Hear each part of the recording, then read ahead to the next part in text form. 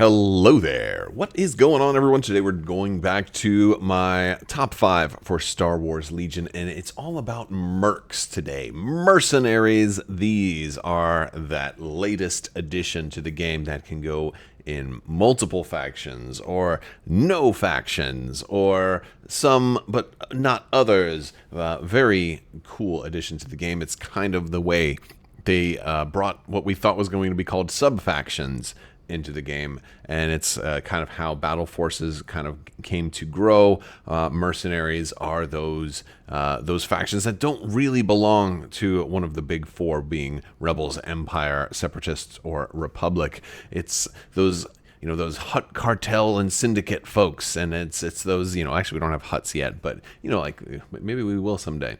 And it's just a really cool way to get extra units that wouldn't have fit in Legion as it was originally conceived, but now can fit in a variety of ways with some special rules. Now, there aren't a ton of mercenaries in the game right now, and there are also a lot of mercenaries that are sort of kind of a single faction, but also kind of not. And so that's something to think about. But I wanted to bring to you my top 5. Now, these are my favorite mercenaries. They're not necessarily the best mercenaries, although some of them are quite good. There's also some that will not appear on this list that probably should, like the Pikes. The Pikes will not appear on this list because I hate Pikes. They're too strong, too oppressive, and I've had too many bad experiences with Pikes that I really would like to collect the world supply of Pikes along with the world supply of Pathfinders. Kind of just melt them into a big ball and roll that over a Pike spaceship. It'd be a nice thing to do. I probably wouldn't do that, though. I would hate to take away what other people enjoy, and if other people really like Pikes, that's, what, go ahead, enjoy your Pikes, have fun. Don't play me, play somebody else. I just don't like. No, it's not even that I don't like the Pikes on their own. It's just that they, when min-maxed, can be very, very oppressive. If you have like 1 or 2 Pikes in a list, it's probably fine. It's just when you're just like, I'm running all Pikes with all Pike leaders and all of the vigilance and all of that other stuff. It's just when it's like, wow, that's crazy. So it ends up being kind of unfun for my style of play, which leans a lot more towards getting up close and personal for the most part. So with all that being said, we're going to start out at number 5, which is going to be Din Djarin. Now, Din Djarin is a mixed bag. He's on this list, I'd say, mostly for thematics. He's just really cool. I love The Mandalorian. Love the Mandalorian Season 1, Season 2, Season 3, and Season 2.5, a.k.a. The Book of Boba Fett. Really digging Mandalorian. Din Djarin it was a fun one to paint. It was a fun miniature to put together. It's really interesting, a mixed bag of things that I like and don't like about the unit, but it's more of an interesting unit to me than a problematic unit. There's been some fixes made to him, like that Amban rifle that he's got just being like this ranged attack that's not a ranged attack, and you can't Guardian against it, but it used to be able to go inside closed transports, which you normally couldn't, but now they changed it to where it's not anymore. So that's like, it's an improvement. I just feel like, kind of felt like Din Djarin was started by FFG and finished by AMG, and then changed in a lot of ways that were like, oh, that's weird. Oh, that's weird. Like, and the child that comes with Din Djarin too is if you're running Grogu, you don't run Grogu with Din Djarin, because Din Djarin's an up close and personal type of character. He's not really he has that sniper rifle, but he's not a sniper. He's a brawler.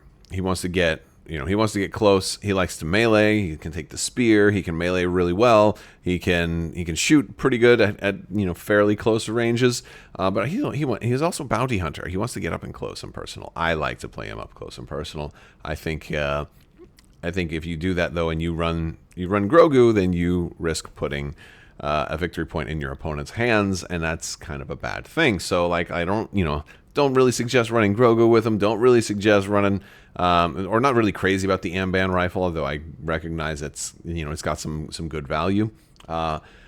But he's just fun. Like, I really like the miniature. I like the up close and personal nature of him. I like the man. I like Mandos in general. I like giving him the jetpack. The red saves with Surge for defense and Surge to crit built on him already.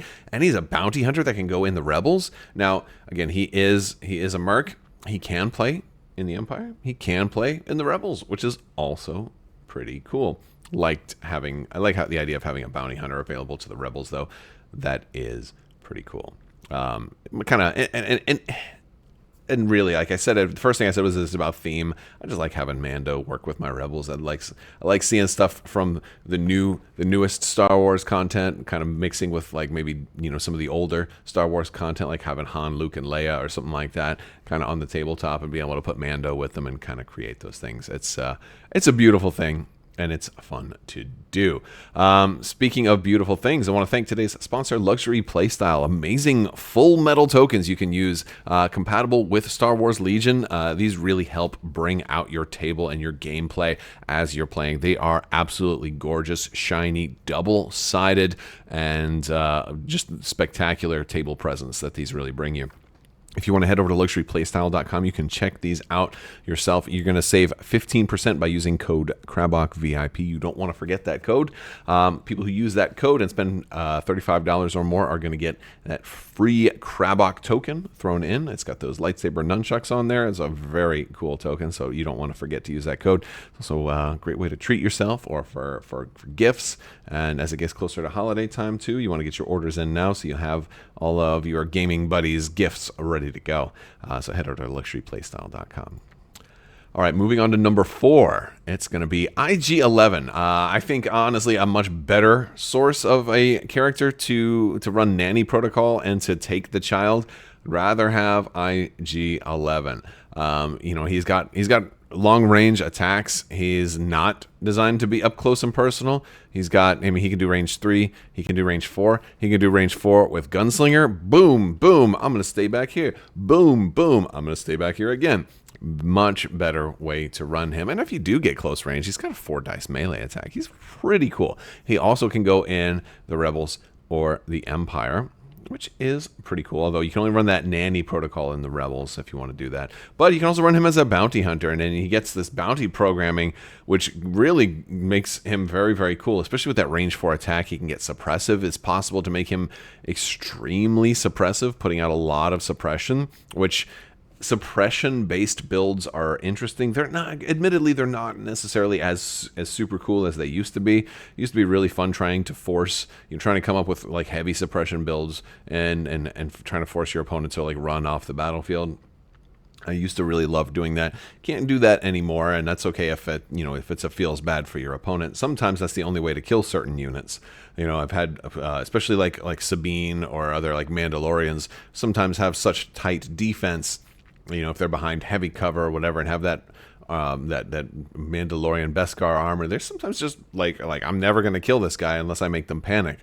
And now if you make them panic, they just lose an activation, which is still good, But yeah, I used to love to make hard to kill units panic and see them run off the table. That was a beautiful thing, especially with Pathfinders that love to get suppression, and they're just like, I don't care, give me all the suppression. I'm like, yeah, I'm going to keep giving it to you. I'm like, oh, and then they would panic and run away, and I'm like, gotcha. Now it's just like, oh, okay, well, I'm still alive, I'm still here, I'm like, So, but either way, IG-11 is pretty versatile, and he's safe to play, and he's also got the fun table presence. And he was a fun character to run in Mandalorian, and also can work both in Rebels and Empire. So that's a fun thing for him as well. I like Gunslinger. And the cool thing about Gunslinger is we usually see it on range 2 guns, but he's got range 3 and range 4, which is really cool. Range 3, you can do Pierce with Gunslinger.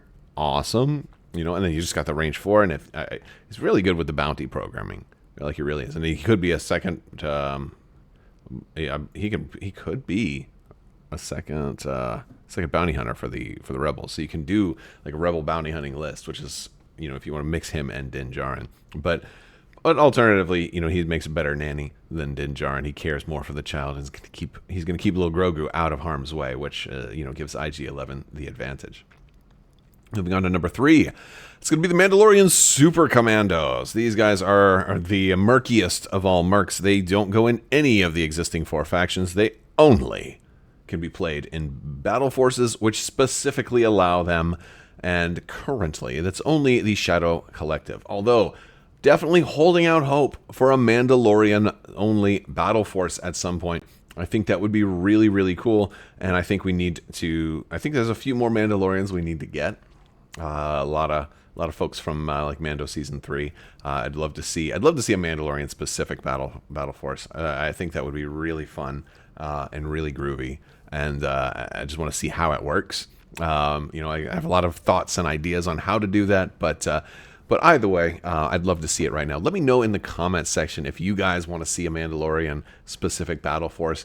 Do you think that there's any specific, like, what would be your favorite Mandalorians to add to the game to make that work? And is there any Mandalorians that you think they should be excluded, that should not be allowed to come into the game, that shouldn't go in a Mandalorian specific battle force? Let me know down in the comments section your thoughts on that. But these guys look, Mandalorians in general are very cool. These are speed 3 jump, 2 Beskar armor, red defense die, save for surge for defense. They have independent aim 1. They get free aim tokens. Of course, they've got impervious also, and defend 1. So if you give them an order, they gain a token. If you don't give them an order, they gain an aim. So they're gaining tokens either way, which is very cool. Well, I got 2 dice at range 3 per mini. They got 2 dice at range 2, but 2 black. They don't have surge to hit. But again, rolling black dice is still pretty good.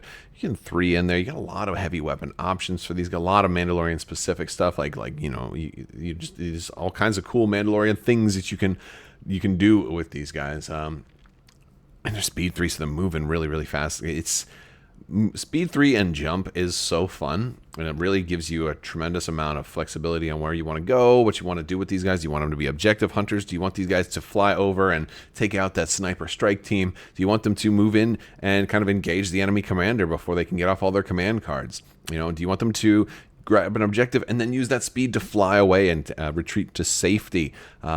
Also, because you only get 3 in here, it makes really great use of medics. If you're running like an AA5, hospital bus, or any kind of Mandalorians, that are available for other factions too, make great use of medics if you can, or if you're running, if you happen to get a Bacta pack from your supplies objective. So a lot of cool stuff like that. But I like the Mandalorians. I like their mobility, and also table presence is really a big thing with Mandalorians.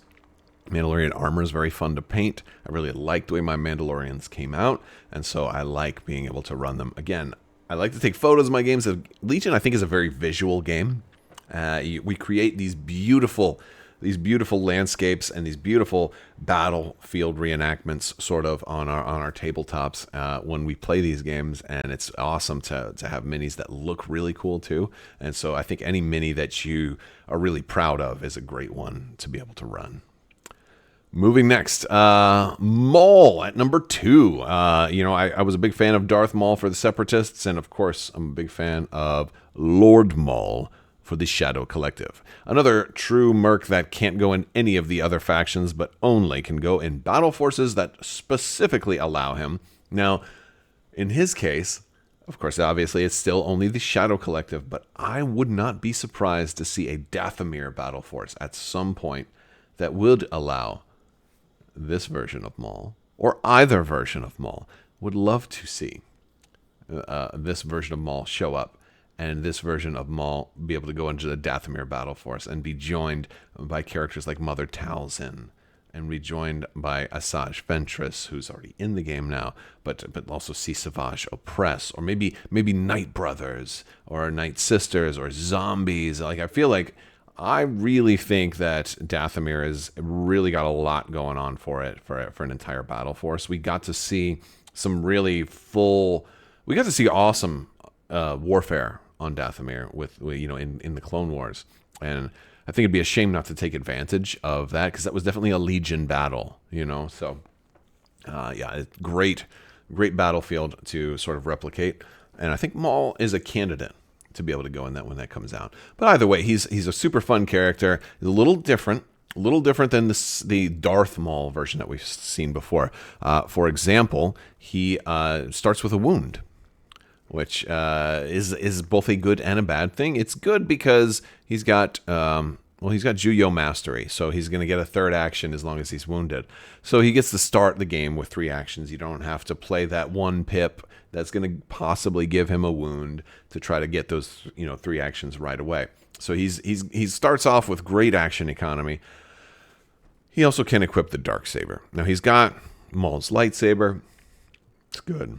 It's 8 dice. It's really good. But you have the option of using the Darksaber. If you do, you put this lightsaber away. And so would you rather have 8 dice or 6 dice? It depends on what you want to do. But the Darksaber also allows you to lead. And that's probably arguably a better decision if you're running Shadow Collective.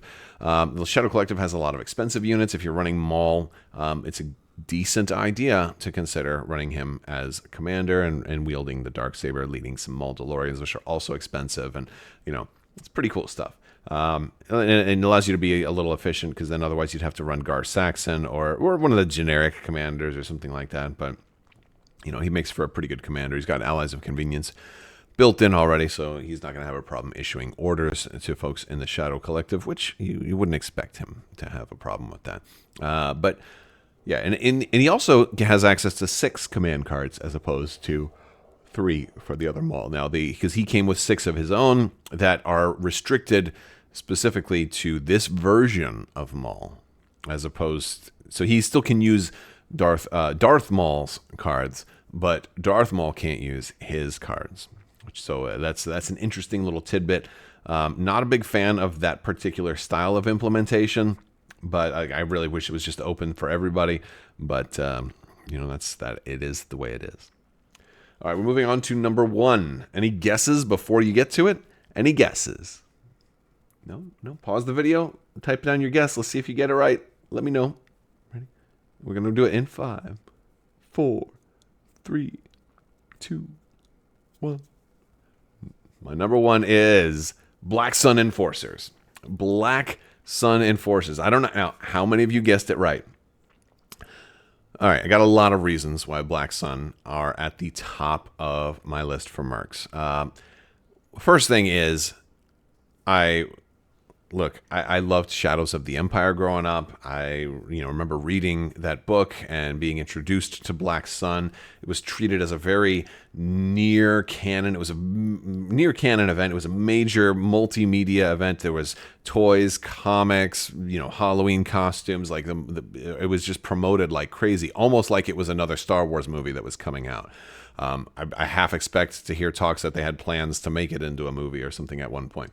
But you had Prince Xizor and Black Sun and Guri and freaking Dash Rendar and all of this stuff. So it's always cool seeing Black Sun mentioned. Now, obviously, this is not the only place Black Sun was mentioned. You see Black Sun in a lot of stuff. Black Sun was in the Clone Wars. They were in the Darth Maul arc with the Shadow Collective and all of that stuff. So, yes, you definitely had Black Sun in the Clone Wars. It's not exclusive to that, but they were introduced in Shadows of the Empire. And so that was I've always liked them for that. I like their color scheme. I like that purple and gold. They're awesome looking. They're enjoyable. I personally spent a long time. I spent more time painting my Black Sun than I've probably spent on any other unit in Legion. I really wanted them to look good. And so I feel, like I said earlier, any unit you're proud of is the right unit to bring, and is a great choice of what to play. I'm proud of my Black Sun. I really like my Black Sun units. I really enjoyed painting them, and I love having them all out on the battlefield. I have, I think, 3 of them right now. Wouldn't mind getting more. I'd love to run like a full Black Sun list. I also like how they're not like top of the meta competitive. They're not the ultimate. They're not the end all be all of core units in the game. The pikes are I'd say vastly more competitive. Although there have been some very successful lists that have used Black Sun in not too distant in moderately recent tournament events. So they still can be competitive. I happen to really like having a unit of Black Suns that you load up in an AA5 speeder and then kind of drop it off. You know, you can kind of take advantage of that fact that they really want to be close. They want to be in distance 2, and they have no distance 3 attack. All right, so they really want that close range attack, and it's tricky to do that because as they start to get there, it's your opponent's going to see, hey, I get Black Sun are coming in. Let's take them out. But they get 2 dice per. They have some, they have a decent heavy that also, works well with that range 2 everything going on there. Independent aim 1 works really well for them as well because you got white. You're going to have a lot of black dice and a lot of white dice, and you're going to need those rerolls. So getting free aims is a great thing. Dauntless is also actually pretty cool. There's a lot of different ways to run these guys. If you want to put the leader personnel in there, you can do that. The Vigo, or if you want to run a Vigo as the leader, you can do it. You can do an awful lot of that. So run a couple of Vigos as commanders, and then a bunch of Black Suns as core. It could be cool with AA5. That's kind of the dream, right? But no, they're just really fun, and you can put them also in Separatists and the Empire, which is kind of cool. I don't do that often, but I like the idea of running them with the Empire because that fits. That leans itself a little bit away from Clone Wars and a little bit more back into Shadows of the Empire, which I think is a very cool way to do. I really hope to see a Prince Xizor show up again in canon and become more of a thing again. I really would love to see that, and I'd love to see him show up in Star Wars Legion, and I'd love to see a Black Sun specific battle force. I really want that. I think Pikes are going to be the first ones out of Shadow Collective. I think Pikes are definitely going to get a battle force dedicated to Pikes before Black Sun does. If you've seen the Book of Boba Fett, you'll know what I'm talking about. You'll know there's certain other units that the Pikes could easily add.